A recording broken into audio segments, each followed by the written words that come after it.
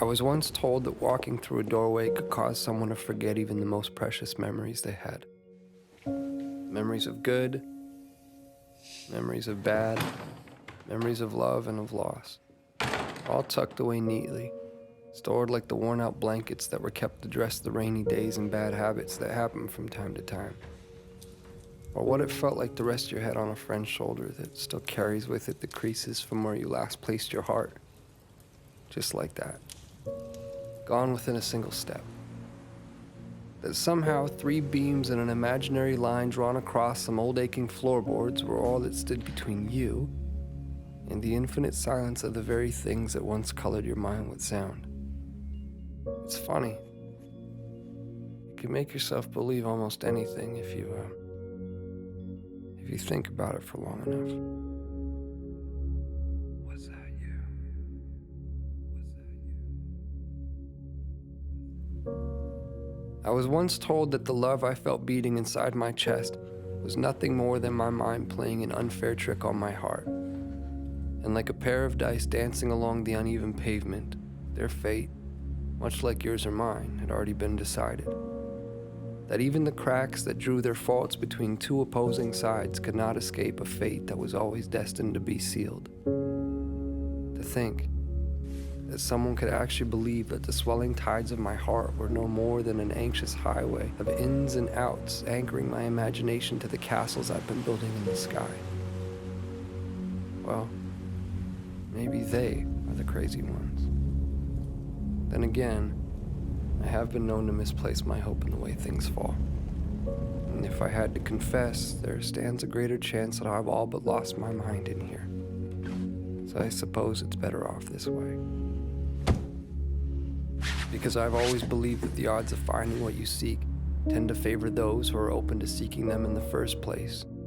And I, for one, have never quite understood how odds stand to get even without that frame in mind. To be clear, I've seen a million faces.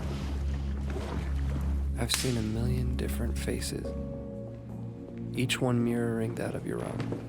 And still, none of them have felt like home to me. None of them have felt like you. So here we are. And I can vaguely and strangely trace your outline. I can remember what it felt like to hold you.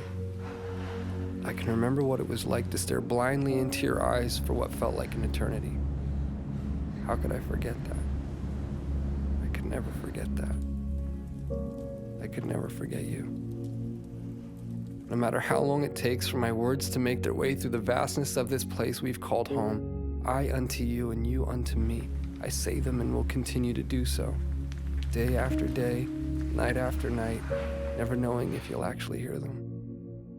There's no place for time here.